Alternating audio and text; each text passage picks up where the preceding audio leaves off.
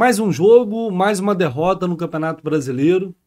E estava refletindo um pouco aqui, como eu sempre faço após as partidas, esfriando um pouco a cabeça e pensando o quão frustrante é esse momento. Sair de um título da Libertadores, um ano mágico, uma disputa de Mundial de Clubes. Já falei isso aqui recentemente. Eu estava na Arábia Saudita cobrindo o Mundial de Clubes. O Fluminense estava enfrentando o Manchester City. E hoje o Fluminense é lanterna do Campeonato Brasileiro e tem 6 pontos em 30 disputados até aqui na competição. E a lanterna com justiça. É a lanterna por méritos. Porque fez por onde, vem fazendo por onde está nessa condição. A realidade é dura, ela é preocupante, ela é cada vez mais alarmante à medida que o tempo está passando, as rodadas estão passando, e a gente não vê qualquer reação, ou quando a gente vê alguma reação, algum sinal positivo, é muito pouco ainda diante do tanto que o Fluminense tem que evoluir. Ontem a gente até viu isso no jogo contra o Cruzeiro.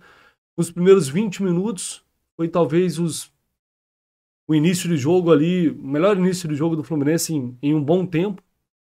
Né? Uma atuação consistente no sistema defensivo, o time chegou a agredir, estava tentando contra-atacar, enfim, estava tentando criar soluções para fazer o gol.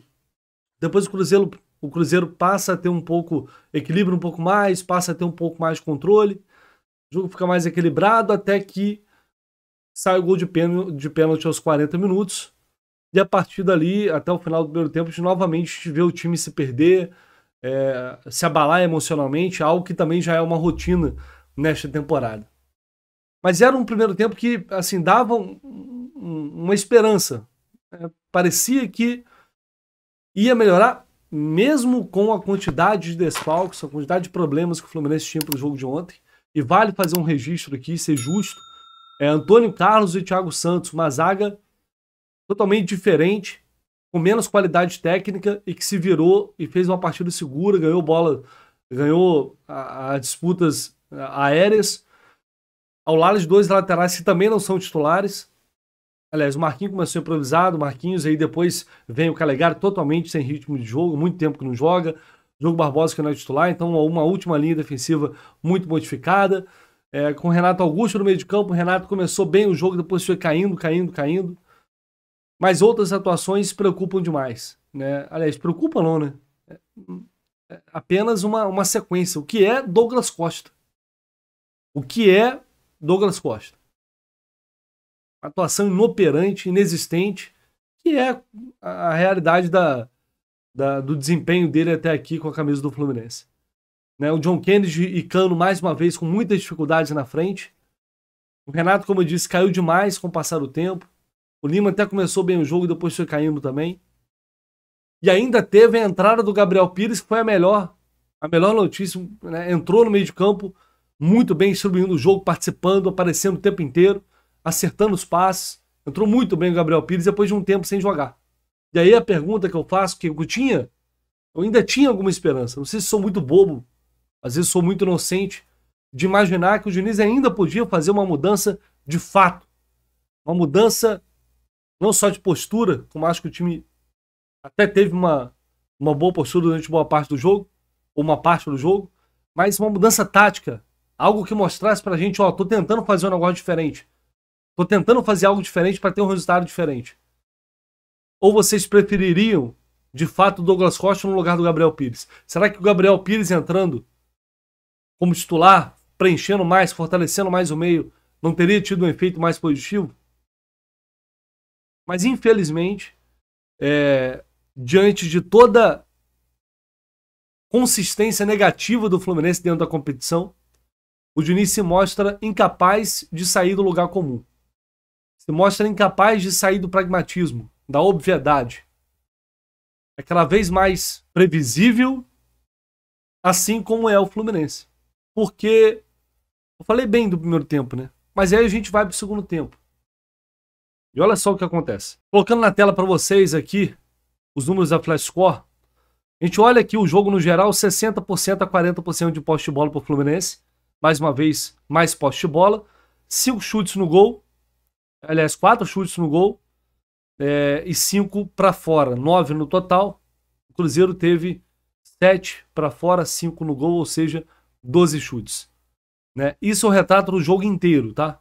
O Fluminense trocou mais que o dobro de passes do Cruzeiro.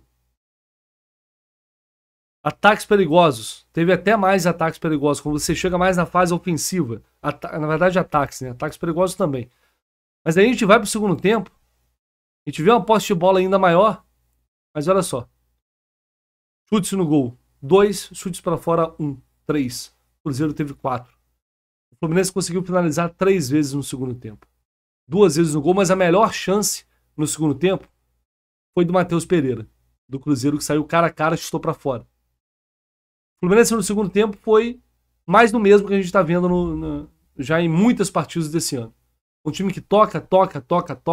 É um arame liso, time caranguejo, que toca pro lado e não consegue definir jogadas, não consegue finalizar, não consegue ser incisivo, não consegue agredir. É uma equipe que até tenta, mas não consegue ir além.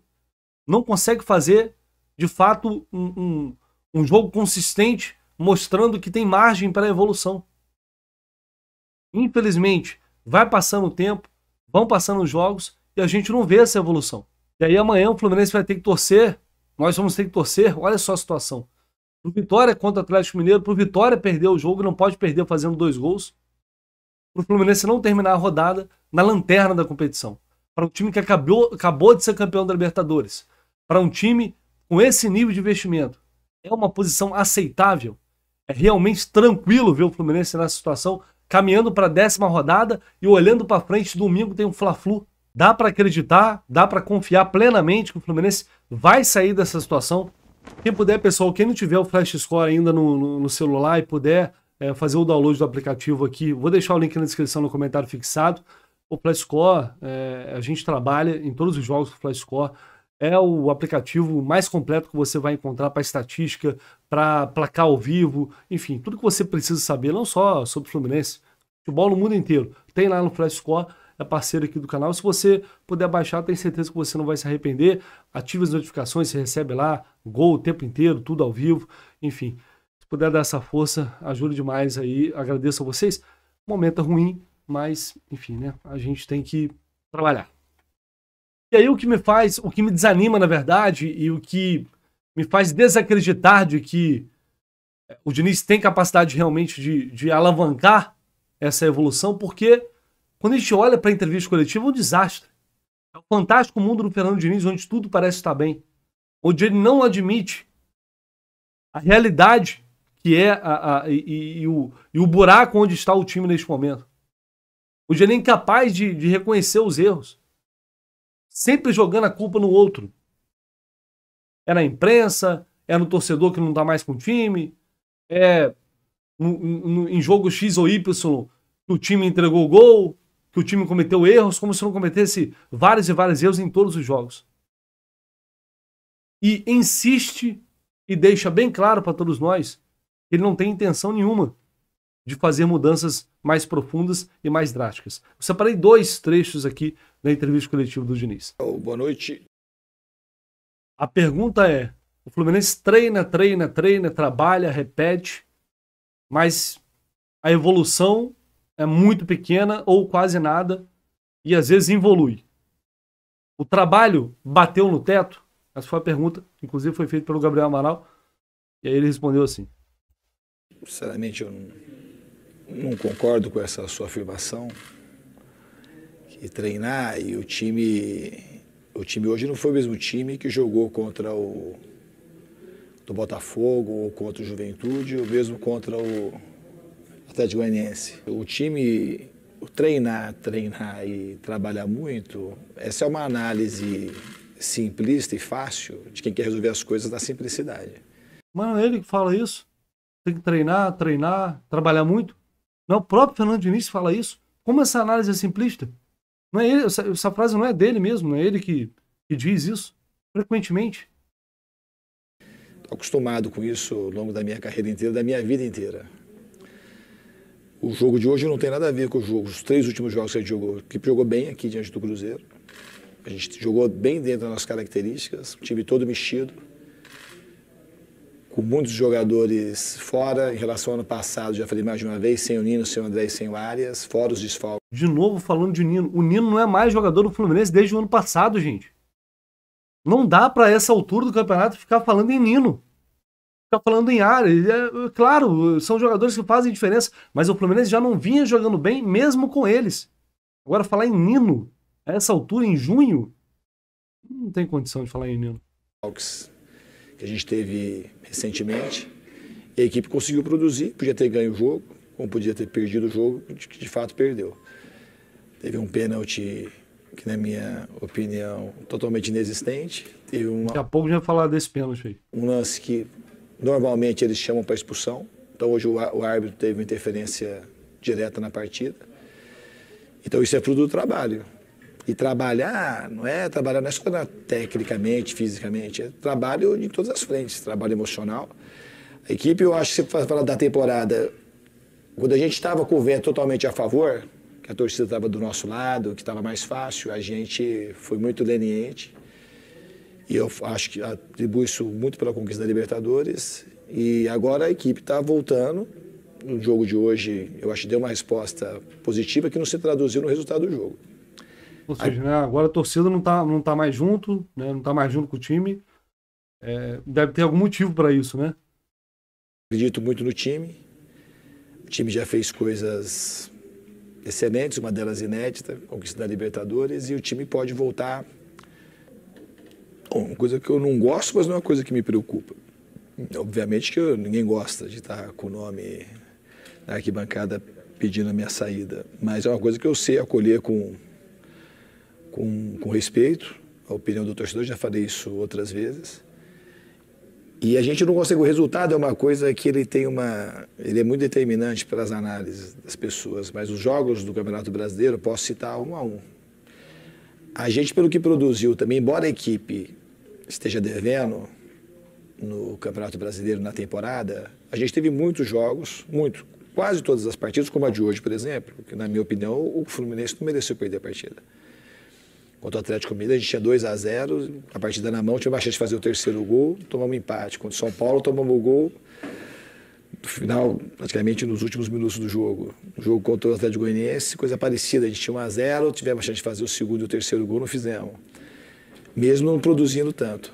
Mas o resultado, ele não vem e a análise fica... É desesperador isso, gente. Querer ficar justificando os resultados. O Fluminense está onde ele está porque empatou esses jogos, perdeu pontos nesses jogos. Porque é incompetente, porque não consegue se dar os resultados, porque falha, porque erra pra caramba, porque é exposto. É por mérito dos adversários, mas é mérito do Fluminense também. Porque senão basta tirar os erros. Ah, não, se não fosse isso aqui, se não fosse isso aqui... o Fluminense tinha que estar na liderança no Campeonato Brasileiro. Talvez estivesse na liderança, faria mais sentido estar na liderança no Campeonato Brasileiro. E os gols que outros times deram para o Fluminense não acontece. O jogo contra o Atlético, o Everson deu gol para o Fluminense. Agora, contra o Atlético Goianiense, a bola, o Ganso faz um golaço, mas recebe a bola de presente do Baralhas. Contra o São Paulo, teve gol contra, se não me engano, né? Foi contra o São Paulo. Enfim, várias situações em que os adversários também erraram a favor do Fluminense. E o futebol é assim. É loucura relativizar a posição do Fluminense hoje no campeonato, a pontuação do Fluminense. Não dá pra... É o fantástico mundo de Fernando Diniz. E de quem está embarcando nessa narrativa.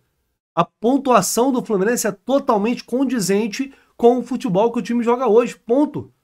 Querer criar uma nova realidade para amenizar isso, não existe.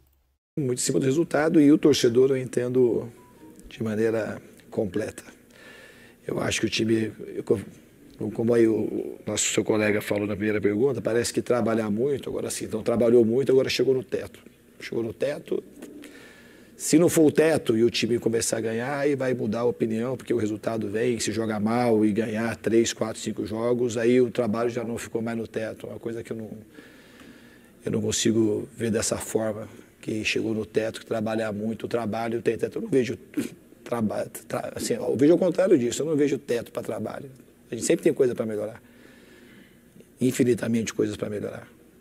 Mas assim, quando chego numa fase dessa, é mais fácil, e talvez seja um desejo pessoal também, que ocorra uma mudança, mas para uma análise assim de uma maneira mais simples e cruel, como é o futebol, ele é uma coisa cruel, essa máquina de moer gente o tempo todo, que a gente fica submetido ao resultado dos jogos. E eu para isso, sou preparado para isso. O time, eu vou continuar sempre fazendo melhor e acreditando na instituição, acreditando no time.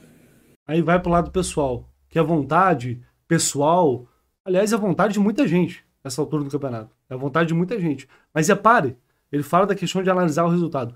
Quantas e quantas vezes, seja sincero, você não viu o Fernando Diniz recentemente justificando más atuações do time pelo resultado? Olha só a incoerência. Quantas e quantas vezes ele não chegou, não, temos que valorizar o resultado, não jogamos bem, mas temos... Então isso não é uma analisar o resultado e não o desempenho, mas quando é o contrário, aí não serve, aí não presta. Ou seja, mais uma vez, relativizando a questão dos resultados, como se não fosse primordial para qualquer trabalho. Como se fosse normal o Fluminense, na 10ª rodada do campeonato, entrar com 6 pontos e podendo terminar o final de semana com 6 pontos em 33 disputados, afundado na lanterna da competição. Até quando a gente vai normalizar isso? Então, infelizmente, é o que eu estou falando aqui, o Fernando Diniz ele entrou para a história do Fluminense e ninguém vai apagar isso. Ninguém vai apagar o que ele fez, a grandeza dele no ano passado, os méritos que ele teve. E quando, para exaltar, aí todo mundo é bom, a torcida é bom, o jornalista é bom, a imprensa é boa. Mas quando é para cobrar, aí ninguém presta. O que o Fernando Diniz fez não será apagado, mas o Fluminense não pode ser refém de treinador. O Fluminense não pode ser refém de jogador.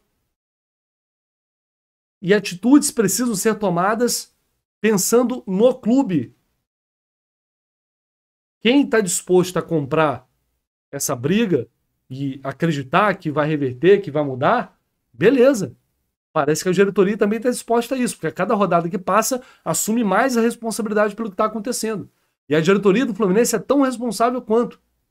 Todos montaram esse time, todos montaram esse grupo e estão acompanhando. Assim como todos têm méritos nas vitórias. Também precisam ser cobrados. Alguém precisa falar com o torcedor.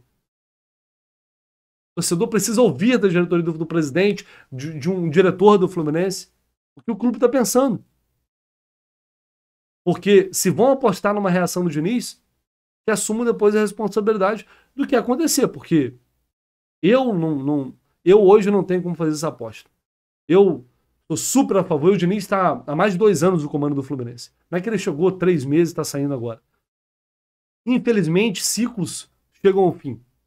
Parece que esse está chegando ao fim. Se é que já não chegou, porque chega uma hora que não importa se o Diniz é 50%, 70%, 40%, 90%, 80% culpado. Não é ele só o culpado, é claro que não. O segundo tempo do Fluminense é um show de horrores de erros técnicos, primários, bizarros, número de passes errados, absurdos, coisas simples, que não é o treinador, é o jogador também. Mas tudo está dentro de um ambiente, de um trabalho que não está evoluindo, que não está crescendo. Faz parte desse trabalho. E aí não importa se o Diniz é o maior ou o menor responsável. A questão é que ele se mostra, neste momento, incapaz de tomar decisões para mudar essa realidade. Ele se mostra incapaz de reconhecer esses resultados, de reconhecer o buraco onde o Fluminense está e de fato, tomar atitudes que possam, pelo menos, tentar trazer algo diferente. Ele se mostra incapaz, ele precisa trazer soluções e ele não está conseguindo trazer soluções. Então, esse é o ponto. Não adianta, mas foi isso, foi aquilo. Preparação física, o time do Fluminense está em frangalhos em 2024, gente. Marquinhos machucou ontem, Isaac, um garoto, novos machucaram. Samuel Xavier tem 9 jogos na temporada. Manuel lesionou de novo. O que está acontecendo com esses caras? O que está acontecendo no Fluminense? Por que o Fluminense compete tão abaixo? Por que fisicamente o Fluminense parece sempre estar abaixo dos demais times? Dos 18 gols que o Fluminense levou, 13 foram no segundo tempo. Ou seja, o time vai caindo, vai levando os gols. Então é claro que o Diniz não é o único responsável, mas ele é o responsável por dar essas soluções. E neste momento ele não está conseguindo dar essas soluções. E aí vai se esperar até quando? Até quando o Fluminense vai ficar nessa situação e depois quanto tempo vai sobrar para uma recuperação? Que já tem que ser uma recuperação muito consistente a partir daqui. Já vai ter que engatar uma série de resultados, uma sequência de vitórias para poder se afastar depois da zona do rebaixamento. Já não vai ser fácil agora. Você acredita que, ou tá tranquilo que vai dar tudo certo? Que o Diniz vai conseguir virar essa chave?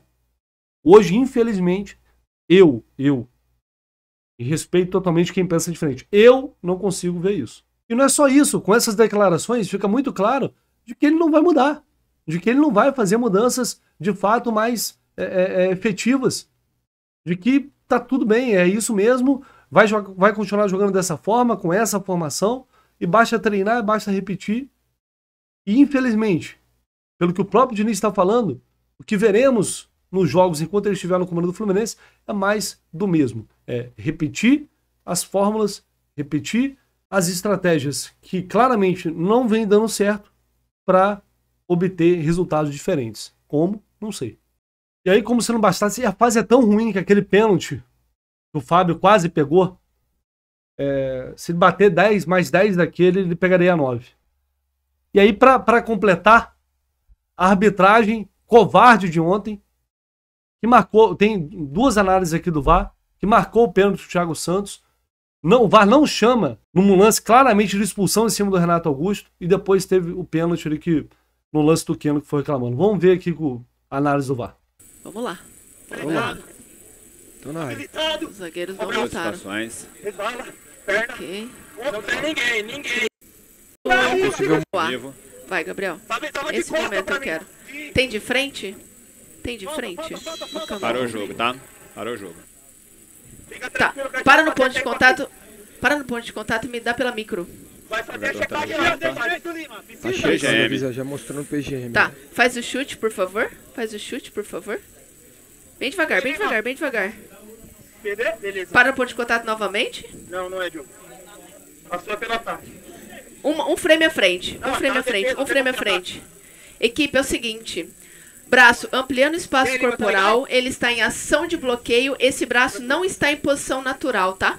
Gira as câmeras, você girou as câmeras já? Vamos pela inglesa, por favor. Que seria a posição natural? Se arrancar o braço. O Thiago Santos está chegando para fazer um movimento de bloqueio e o cara solta uma pancada em cima dele. É impossível recolher o braço nessa velocidade. O cara está se movimentando. Isso é pênalti que só inventaram essa porcaria desse VAR que chegou para atrapalhar mais ainda. É pênalti que inventaram esse tipo de pênalti. Não é porque o Fluminense não. Eu sou contra marcar qualquer pênalti desse tipo.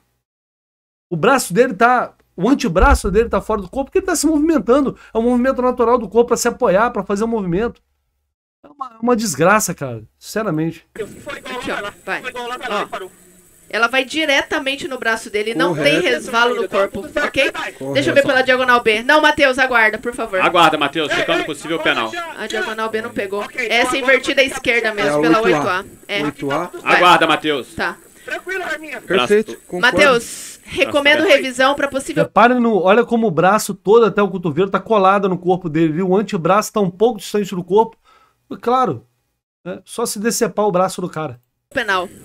Nós vamos mostrar pra ele a invertida A, tá? Beleza. E depois a gente vai mostrar aquela trajetória que nós vimos, que é a microcâmera. Isso.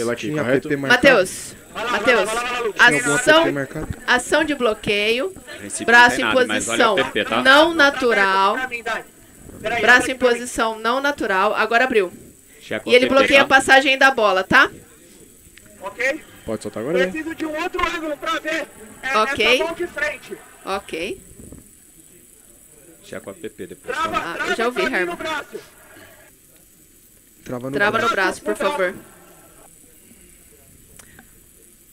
Não. Naquele ângulo. Vejo uma mão descolada do corpo, ampliando o espaço corporal, não justificável. Vou voltar pro penal.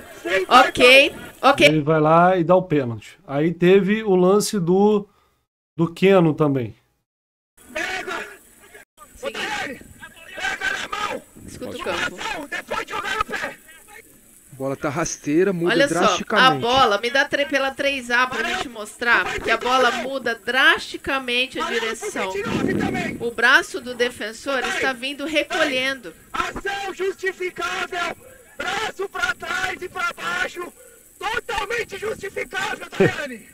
Perfeito. Totalmente justificável. O cara chega com o braço todo aberto, totalmente justificável. É porque o pênalti, a bola bate no pé e desvia, como bateu no próprio corpo e vai na mão, a porcaria da regra diz que não é pênalti. Mas isso aqui interfere muito mais, é muito mais claro, chamativo do que o Thiago Santos, que tá queima-roupa ali, o cara tá ali, chega com o braço todo aberto.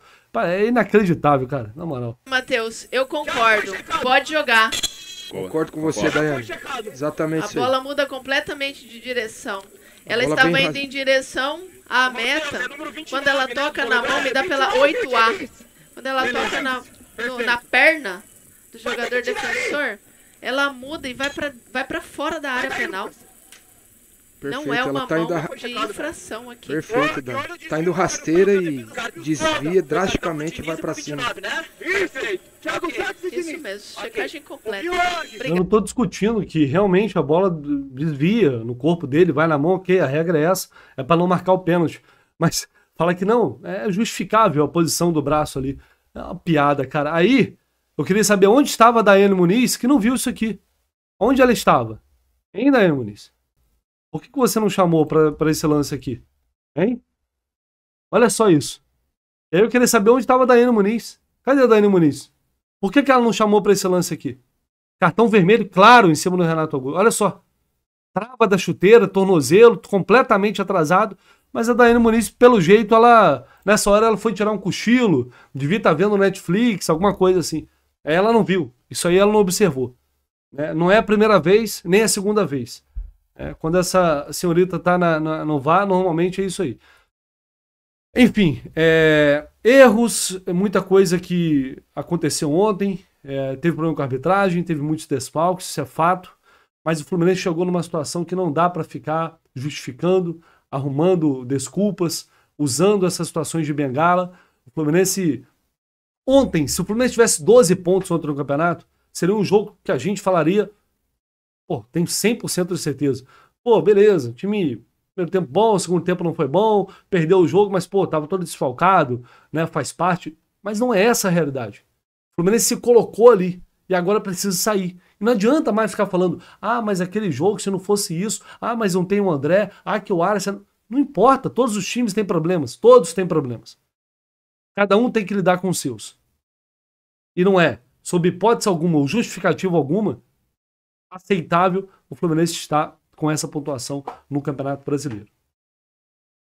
Vamos ver até quando vão levar essa situação. O tempo está passando e não sei. E se a diretoria do Fluminense não tomar uma decisão para salvar o time, ou seja ela qual for, se for apostar no Diniz, que ele vai tirar a equipe dessa situação, que ele vai virar esse jogo, que venha público, que fale com o torcedor, que explique ao torcedor, e aí vamos ver o que acontece. Mas hoje não há qualquer sinal na prática de que isso vai acontecer. Depois, felizmente, pode ser tarde demais. Não esquece, galera, de deixar o seu like, se inscrever aqui no canal do Lessa, muito importante. Conto muito com vocês, seu comentário também. Enfim, o momento é muito ruim, é muito difícil, mas a gente tem que seguir. E domingo tem mais.